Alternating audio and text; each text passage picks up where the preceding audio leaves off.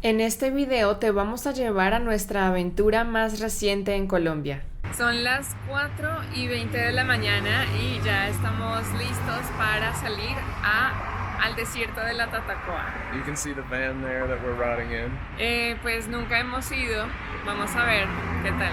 Muy importante levantarse temprano para salir de la ciudad, si no, te arriesgas a quedar atrapado en un embotellamiento o, como decimos en Colombia, en un trancón. Antes de salir de la ciudad debíamos recoger a otras personas, pero algunas llegaron tarde a nuestro encuentro y, como dije antes, el trancón. Después de un par de horas saliendo de Bogotá, sí, un par de horas, pasamos por uno de los peajes que nos llevarán a nuestro destino.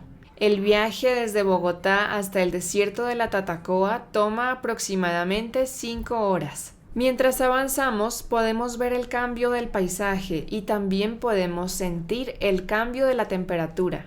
Recuerda que en Colombia no tenemos estaciones, sino que tenemos pisos térmicos, que mantienen su temperatura todo el año. Eso depende de la elevación del lugar y de otras cosas. Vamos a tomar un ferry. Vamos a cruzar el río de un extremo a otro. Esto no es lo que se suele hacer para llegar aquí, pero dice nuestro guía que es una manera más rápida de llegar a nuestro destino y hacer el camino más corto. Es un atajo. Aquí vienen algunas motos, nuestra van y, por supuesto, nosotros. No nos toma más de 5 minutos cruzar al otro lado.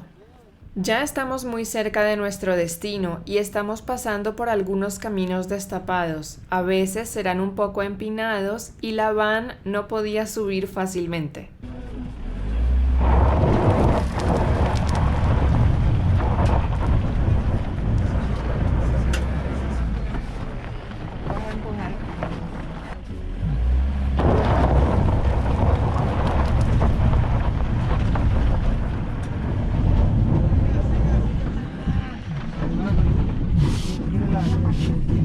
En la otra orilla llegamos al pueblo de Villavieja, en el departamento del Huila, en donde nos recibe José, un pescador local que nos cuenta acerca de su trabajo y del río. Bueno, vecino, quiero contarles algo sobre el paseo.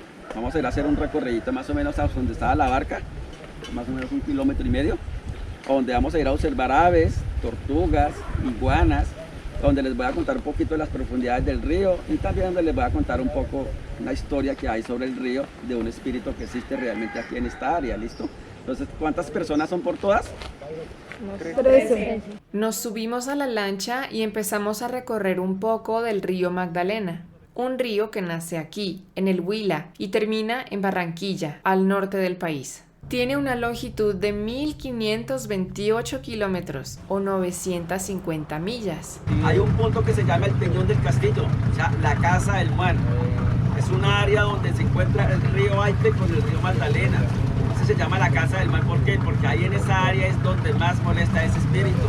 La mayoría de los pescadores que van a pescar a esa área, allá no se puede dormir, vecino. No es el río más grande de Colombia, pero sí es muy importante porque todavía se usa como medio de transporte. A pesar de su importancia, en algunos municipios sus aguas son explotadas y contaminadas, mientras que en otros hay proyectos que buscan revivir al río, evitar su contaminación y generar conciencia en los habitantes de los lugares cercanos. Luego del paseo por el río, regresamos a la van, camino al hotel. Podemos ver el paisaje a lo lejos y cactus, muchos cactus, y un paisaje infinito en el horizonte. Para mí es muy emocionante porque no había tenido la oportunidad de ver este tipo de paisaje antes. La verdad parece otro planeta. La temperatura es alta, 34 grados Celsius o 93 grados Fahrenheit. Ya llegando a nuestro hotel, la van nos tiene que dejar un poco antes porque el camino es un poco empinado y difícil. Unos amigos de 4 patas nos recibieron en la entrada y seguimos todos a pie hasta las cabañas en donde vamos a dormir esta noche. Les voy a dar un pequeño tour del lugar en donde nos estamos quedando. Esta es nuestra habitación. Al principio me sorprendí, pero la verdad es que no está nada mal. Miren. Aquí está la cama, tiene un mosquitero. Ahí está Cody.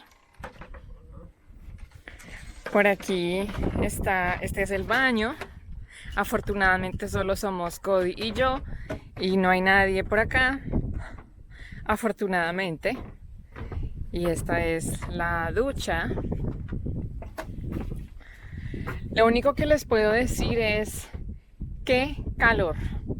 Mucho bloqueador, una gorra y buena actitud y mucha agua. Llegamos con el tiempo justo para dejar nuestras maletas y salir a nuestra primera caminata a la parte roja del desierto. El desierto de la Tatacoa realmente no es un desierto, sino un bosque seco tropical, y la temperatura puede llegar a los 40 grados Celsius o a los 104 grados Fahrenheit. Aunque la entrada al desierto es gratis, es recomendable contar con un guía. El desierto es muy grande y es posible perderse. Además, podemos aprender datos interesantes y aportar económicamente a las familias de la región que viven del turismo. Se llama pelá. Pelá. El pelá, mira, estas espinas están verdes todavía y son suaves, pero estas están secas y son muy rígidas, entonces te rasguñan, o sea, te rayan la piel o te pullan muy fuerte, entonces tengan cuidado con la cara. Como llegamos tarde a nuestro destino, no tuvimos mucha luz del día para ver todo el paisaje del desierto rojo, pero lo que pudimos ver fue mágico. De verdad me sentí como si estuviera en otro planeta. Llegó la noche y todo oscureció. Afortunadamente nuestro guía conoce el lugar como la palma de su mano y salimos del desierto sin problemas. Buenas noches.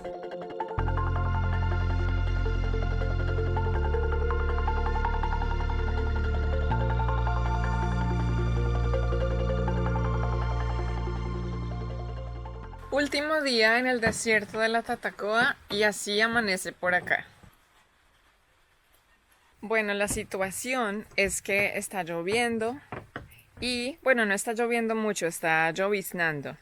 Y hoy tenemos una última caminata, vamos a ir a un desierto que es gris, que se llama Los Silópalos. Entonces va a ser bien interesante. Anoche estábamos súper cansados de la caminata, del calor. Yo dormí súper bien, estoy muy descansada. ¿Y tú, Cody, cómo dormiste? Súper bien también.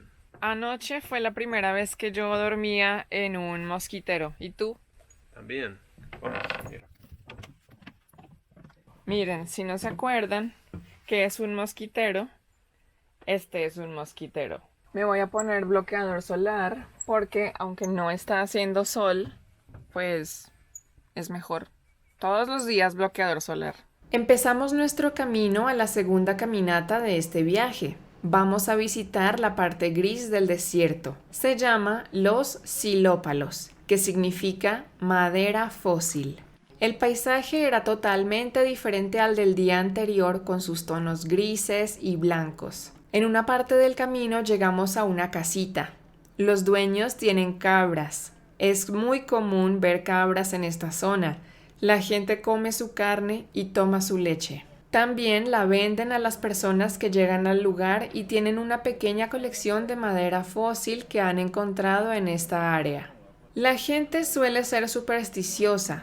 Cuelgan estas colas de caballo para evitar que las brujas entren a las casas. Más adelante pasamos por un camino muy estrecho entre rocas gigantes. La verdad era hermoso y mágico.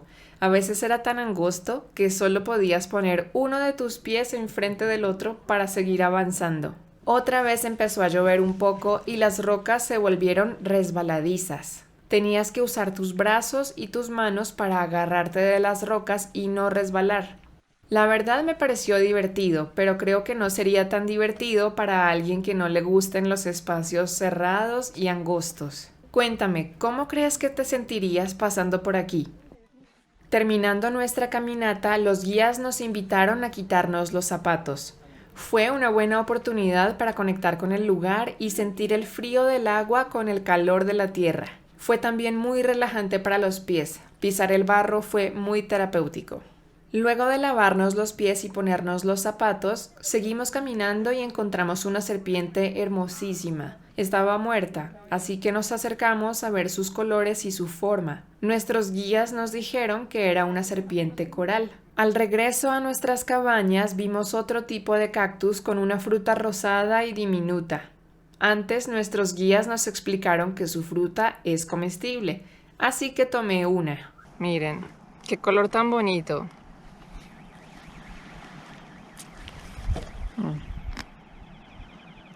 Es dulce, no tiene un sabor muy fuerte, pero es muy bonita. Miren el color tan bello.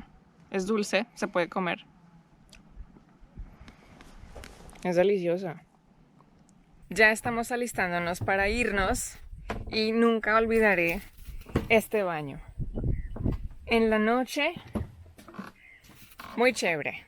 La ducha al aire libre con las estrellas, el sanitario también con las estrellas, pero durante el día no es muy divertido porque puedes ver a los vecinos allá y hacer contacto visual. No sé, es divertido durante la noche, pero no sé, ¿lo harían? Ya es hora de irnos del desierto de la Tatacoa. Mi impresión es que es un lugar mágico.